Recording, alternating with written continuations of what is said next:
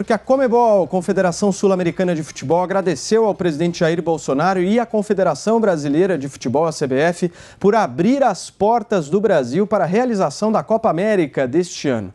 O anúncio que vocês vão ver na tela exatamente agora foi feito no final da manhã de hoje, por meio deste tweet, após a Argentina desistir de organizar o evento em meio à pandemia de Covid-19. Segundo a Conmebol, Bolsonaro apoiou de imediato a intenção de se disputar o torneio aqui no país. Atletas e comissões técnicas de 10 seleções devem se deslocar para o Brasil e ocupar hotéis, restaurantes e centros de treinamentos entre os dias 10 de junho e 13 de julho. A estimativa é que a final aconteça em Brasília, com a presença de público no estádio. Com o aumento de viagens, aumentam também as taxas de contágio com o Covid-19. A Copa América chega ao Brasil no mesmo momento em que as UTIs do estado de São Paulo, por exemplo, estão com 81% de ocupação, segundo números divulgados na sexta-feira passada. Vamos começar a discutir esse tema, a vinda da Copa América aqui para o país. Na realidade, a gente não vai discutir muito futebol, mas é mais a política do futebol. E eu quero perguntar para a nossa querida Amanda Klein o seguinte: São Paulo liberou a Copa América por aqui. Você concorda com essa decisão? Fez errado, Paulo, fez mal. Você mesmo acabou de dar esse número aí no início da sua exposição, 81% das UTIs ocupadas, e a gente vem comentando isso nas últimas semanas, que o número de internações e casos em uma boa parte do país, e principalmente em São Paulo, estão subindo. Então, está claro que você está cedendo aos interesses de um lobby, de interesses econômicos, e não pensando na saúde da população. Então, vai contra toda a política adotada até agora. Deixa eu primeiro contextualizar o ambiente em que essa Copa América deve acontecer no Brasil. Então, a gente está na iminência de uma terceira onda, todos os infectologistas e epidemiologistas alertam. O Brasil tem o segundo maior número de mortes do mundo, o maior número por 1.000 habitantes na América Latina, um dos maiores números por 1.000 habitantes do mundo. Grande parte do país com mais de 80% das UTIs ocupadas, alguns estados e capitais já com mais de 90% das UTIs ocupadas e tendo que colocar novas medidas mais restritivas. Aqui no interior de São Paulo, por exemplo, você já tem várias cidades adotando medidas mais restritivas do que a capital e do que o governo estadual no Plano São Paulo. Enfim, é nesse ambiente que CBF, Conmebol e governo federal decidem realizar a Copa América. Já tem até um meme nas redes sociais circulando que compara, né, o tempo que o governo federal levou para responder os e-mails da Pfizer, né, pelo menos 2 meses, e o tempo que respondeu ao chamado da Conmebol. Então, você imagina que várias delegações viajando pelo país,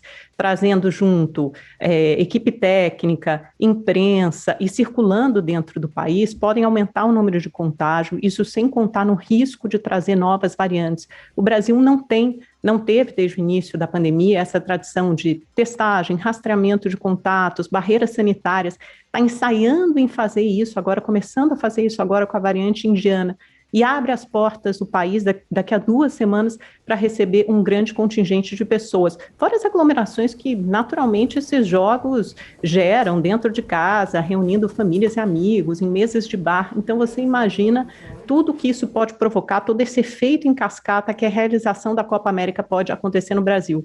Quando, finalmente, a gente tem, depois de um longo período, com um general no Ministério da Saúde, um médico de volta, prometendo vacinação, testagem mais ampla, barreira sanitária, aí a gente acorda e lembra que esse é um governo negacionista, porque nega a ciência, nega a pandemia, nega a gravidade do vírus e nega a terceira onda. Negou a segunda também, né? A gente lembra que no final do ano passado o presidente Bolsonaro comemorava, dizia que a pandemia estava acabando, estava chegando ao fim, e aí em março e abril a gente viu aqueles números arrasadores de 4.000 mortes diárias. O Ministério da Economia sequer previu no orçamento, sequer reservou recursos no orçamento de 2021 para o combate à pandemia, achando que a pandemia só já iria ter acabado. Isso foi feito posteriormente no Congresso por meio de crédito extraordinário que não conta no teto de gastos. Então é esse o ambiente, é uma mensagem péssima no momento em que o governo enfrenta, e está acuado, que enfrenta a CPI, enfrenta manifestações de rua, mas continua dizendo a que veio, com essa mensagem extremamente anticientífica e uma mensagem, uma imagem muito ruim para o resto do mundo. quer dizer, dá vazão a lobbies e a interesses econômicos e comerciais e não à saúde da população. É a mensagem errada na hora errada. Constantino, antes de passar a palavra para você, eu queria dar um balanço parcial dos estados que já se manifestaram sobre a Copa América. Então vamos lá. Pernambuco, não, diz que não realizará. São Paulo, sim. Bahia, sim. Brasília, sim. Amazonas, sim. Mato Grosso, sim. E Rio Grande do Norte também não. Agora sim, Constantino, você. Pois é, curioso que São Paulo diz que vai realizar, mas não entra como alvo negacionista dos militantes disfarçados de jornalistas. E que adequam, né, o discurso de acordo com a ocasião, né? São os mesmos que falam que as manifestações que vão ser tema também nosso hoje aqui foram as manifestações do bem, porque usaram máscara. Não consigo entender então por que não pode trabalhar de máscara. Veja, é boa notícia, o Brasil tem que voltar a trabalhar. Aliás, um governo que se preocupa com saúde percebe, né, que o desemprego é muito alto no Brasil e que isso afeta muito a saúde da população. Tem que voltar a trabalhar. Pelo que me consta, as fronteiras não estão fechadas para argentinos ou para latino-americanos em geral. Então, o argumento de que as pessoas vão viajar e podem trazer cepas só é um argumento que se sustenta se as pessoas tiverem coerência de defender fechar todas as fronteiras logo, né, e aí arcar com as consequências disso para setor de turismo, empresas aéreas e hoteleiras e por aí vai, né, o que seria realmente o caos total. Então, há muita hipocrisia como tudo, né? O tema hoje aqui, acho que o fio condutor vai ser esse, né? A marca registrada da esquerda é a hipocrisia e a seletividade nos discursos furados e que acusam os outros de negacionistas, essas baboseiras só quando interessa. Veja, o ex-presidente Lula, né, dizia que era uma crítica de retrocesso quem falava que não podia fazer a Copa porque não tinha hospitais. Agora veja que coisa, né? Vai ter Copa sim. E a turma está numa chiadeira tremenda. Inclusive os companheiros do Lula na Rede Globo, né? O mais incrível de acompanhar de reação hoje a essa notícia é o grau de hipocrisia impressionante de todos os colunistas quase da Globo, né? Não só os esportistas, como foi o caso do Luiz Roberto, falou que isso é um tapa na cara da população, mas todos, né? Correspondente internacional, Guga Chakra, repórter, jornalista, todos eles estão em polvorosa. Eu perdi alguma coisa no processo ou é a Globo que transmite o Campeonato Brasileiro? Né? Então, de repente, existe também o futebol do bem, né? Assim como tem a manifestação do bem, cuja aglomeração, ou pelo menos tentativa de aglomerar, normalmente é um fiasco, mas tentaram. Né? Não tem problema, não tem nem contágio, né? Quando bolsonaristas se aglomeram, ou mesmo um simples pulo no mar com um banhista já é sinônimo de genocídio. Então, veja, a minha pergunta sincera a esses militantes, né, quem eles acham que enganam?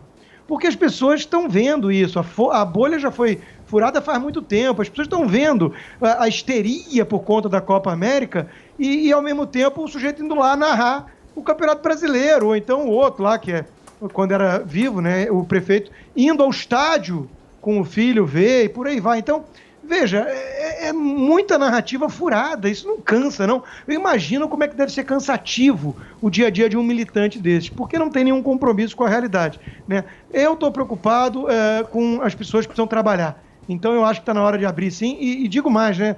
Já cansei de dar esse exemplo aqui. O Texas reabriu tudo, inclusive sem obrigatoriedade de máscara, inclusive estádios para esporte lotado, né?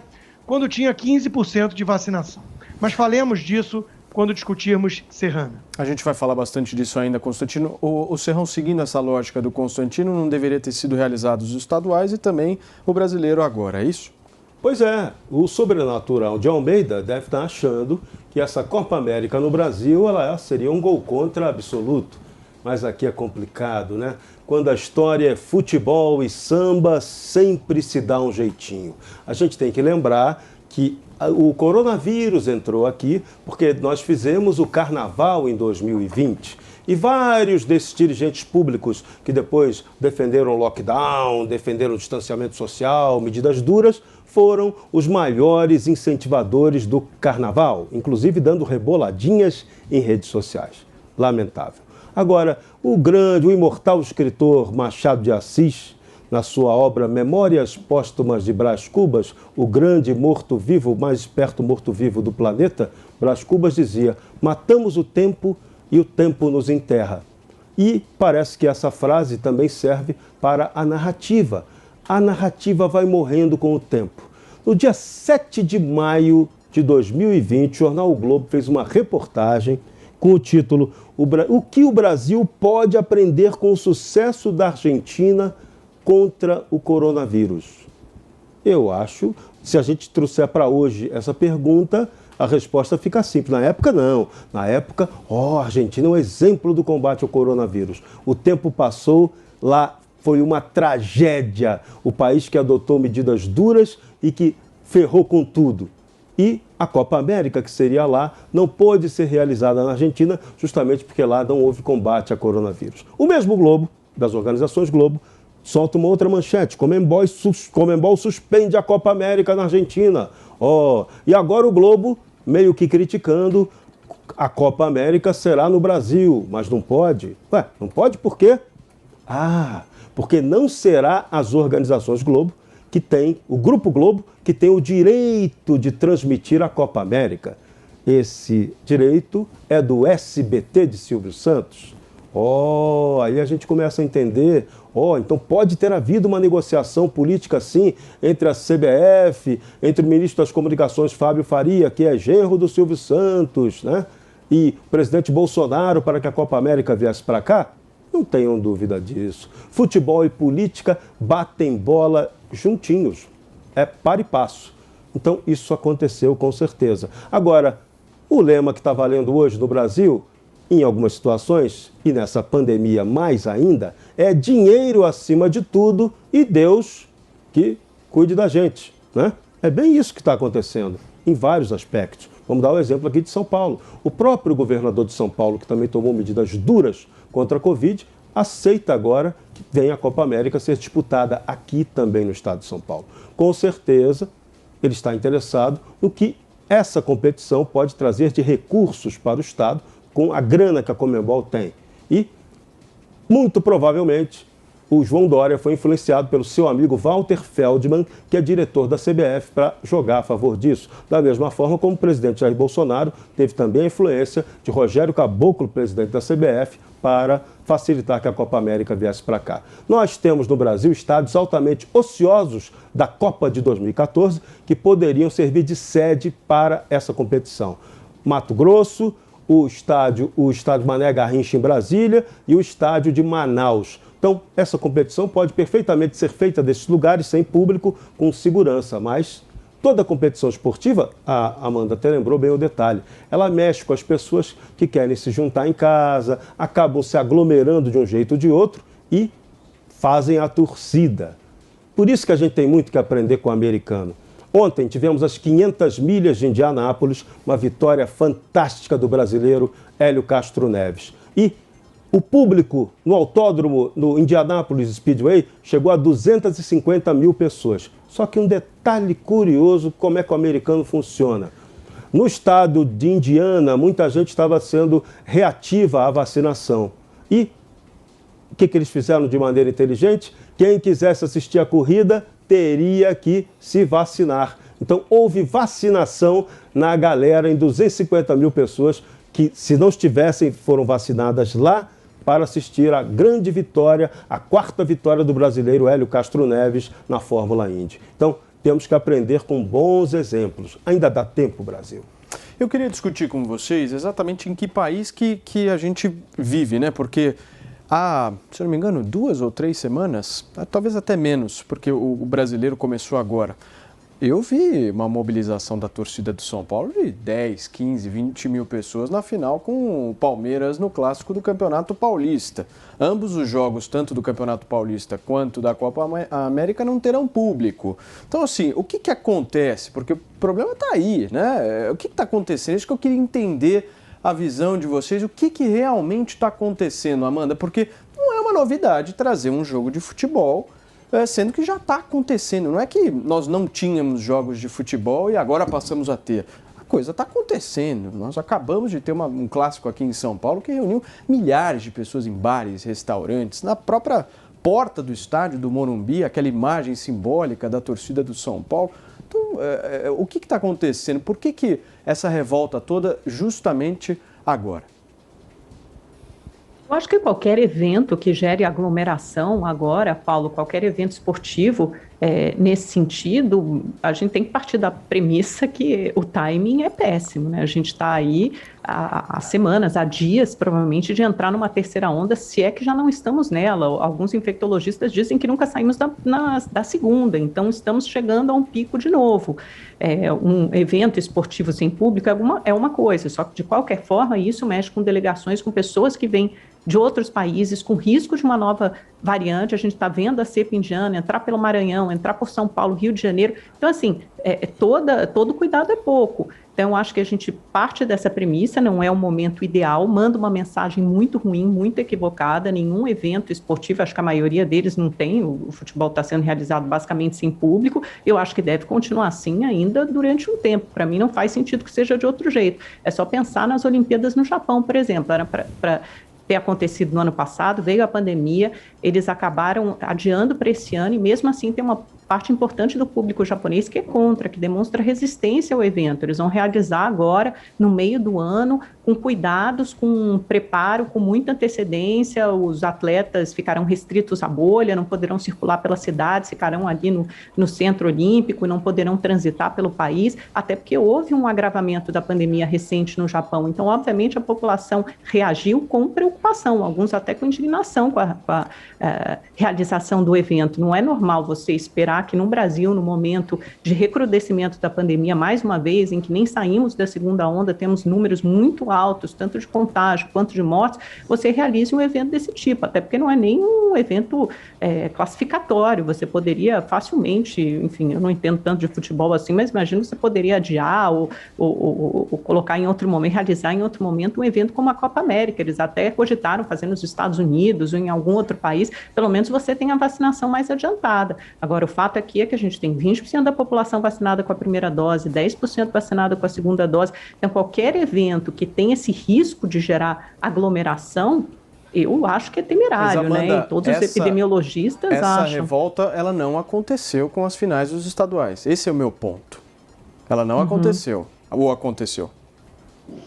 Eu não sei, Paulo. Realmente, eu vou te confessar, eu não sou uma seguidora assídua de futebol, então assim, eu nem entrei nessa discussão. De fato, você tem razão, eu não vi isso. Deixa eu falar uma coisa para vocês. Eu não sei se o Constantino está sentindo o que a gente está sentindo por estar num outro país, mas com certeza ele enxerga isso. Mas hoje, na minha opinião, os times mobilizam muito mais do que a seleção brasileira. Consta, você. Paulo, meu ponto é outro. Meu ponto é que o futebol só passa a ter interesse para certos militantes quando dá para atacar o Bolsonaro. É essa a grande questão aqui. Né? Como eu disse, o fio condutor da narrativa hoje é expor a hipocrisia tremenda da oposição. Os mesmos que não vão acusar os manifestantes do fim de semana contra o governo de negacionistas ou de genocidas. Né? É uma coisa patética de assistir, assim. Eu realmente até quase me solidarizo, porque exige um esforço muito grande, uma cara de pau que você tem que lubrificar depois, né, de tanto que gasta. Veja, sobre o futebol que você mencionou, Paulo, a final do campeonato e tudo, eu acompanhei, não porque eu sou muito fã de futebol necessariamente, não, mas eu acompanhei para expor a hipocrisia. Sabe o que eu encontrei, por exemplo?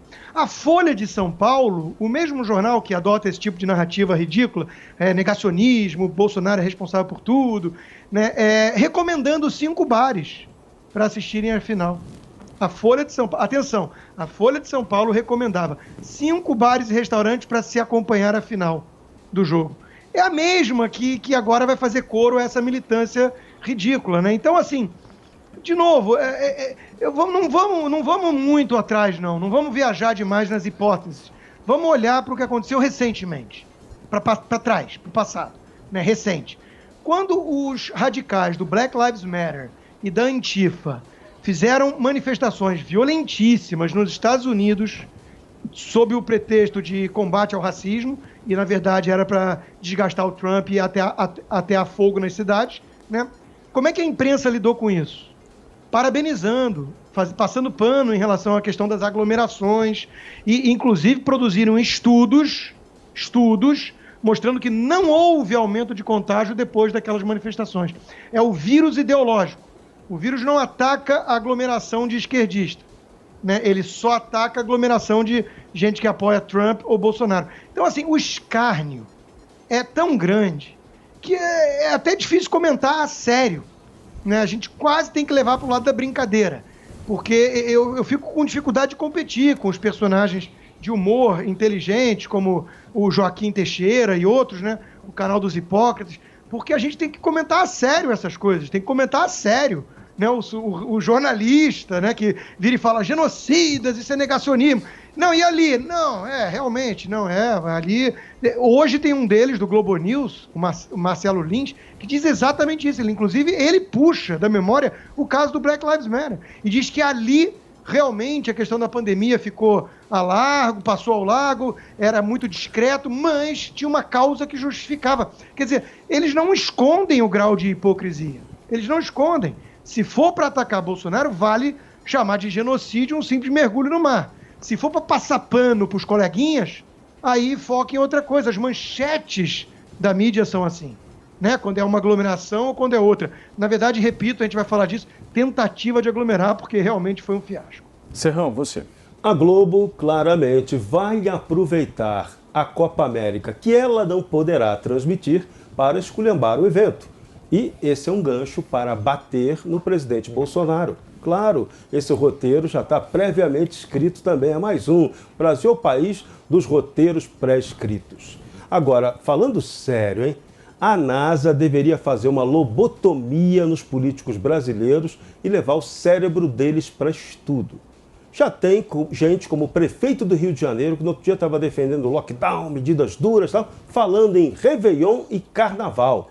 Isso numa aposta de que teremos uma ampla vacinação em breve, mesmo que não se tenha a garantia de que a vacinação vai resolver. Mas já estão falando aí, Carnaval, futebol e Réveillon. Né? O Brasil não quer ser levado a sério. Esse momento agora era um momento de concentração para resolvermos essa questão da pandemia. O foco agora, aliás, o governo federal deveria até aproveitar um gancho, já que vai fazer a Copa América aqui, que a Conmebol banque a compra de muitas vacinas para ajudar o Brasil no esforço de imunização. Seria uma contrapartida interessante para realizar essa Copa América por aqui. Porque sem vacinação não tem jeito, é preciso vacinar. Repito, o exemplo de domingo em Indianápolis foi fantástico. Os americanos mostraram que vacinando tudo pode fazer. Tinha gente na arquibancada. O público no autódromo de Indianápolis só não era maior porque eles não ocuparam a parte interna para a competição. Utilizaram só as arquibancadas, onde mesmo assim havia lá meia cidade grande, 250 mil pessoas vacinadinhas. Então o Brasil tem que evoluir para agir com lógica e não com debate demagógico e narrativa furada acerca de assuntos muito sérios como é esse da pandemia. Oi, Amanda, quer falar? Não, só para terminar aqui, porque o Constantino sempre põe tudo muito na conta da militância, ele acha que todo mundo é parte de alguma torcida organizada, enfim, não sei em que mundo ele vive, talvez aí na bolha bolsonarista, mas é o seguinte, você tem que seguir as recomendações das organizações de saúde. Então, obviamente, um presidente da Conmebol que liga para outro da CBF, que procura o presidente da República, sabe que no Brasil provavelmente ele vai encontrar um terreno fértil para realizar uma competição, porque a gente tem um presidente que, por essência, por excelência, nega a pandemia. Por isso que ele é chamado de negacionista, porque ele nega a ciência, ele nega a pandemia. Isso não tem nada a ver com militância, isso são fatos. É só a gente acompanhar o comportamento dele, principalmente as declarações, as atitudes, as decisões, desde o início da pandemia. Então, é errado você gerar aglomeração em Copa América, é errado você gerar aglomeração em campeonato estadual, é errado gerar aglomeração em manifestação também, porque nós estamos num momento da pandemia que não permite para nenhum dos lados. Isso independe de ideologia ou coloração partidária. Ninguém deveria realizar aglomeração num momento como este. Agora, a gente vai discutir ainda as manifestações e aí a gente pode falar sobre equivalência moral ou não. Mas o fato é que gerar grandes multidões neste momento, obviamente, é temerário. Você, Constantino. Não, de novo, né? O público percebe quem faz militância, né? Quem adota a seletividade e tudo mais. Mas eu não estou nem rebatendo apenas a Amanda, não, porque senão seria perda de tempo. Eu estou falando em geral, porque infelizmente essa é a postura de boa parte da nossa imprensa. Militante, virou partido de oposição ao governo federal, usa rótulos vazios e ridículos como negacionista, genocida, né? Enquanto passa pano para governadores autoritários e coisas do tipo. Então tudo realmente é muito patético de acompanhar e de observar, né? Sobre aglomerações ou não, o foco é outro, né? Está na hora de olhar para a questão da economia.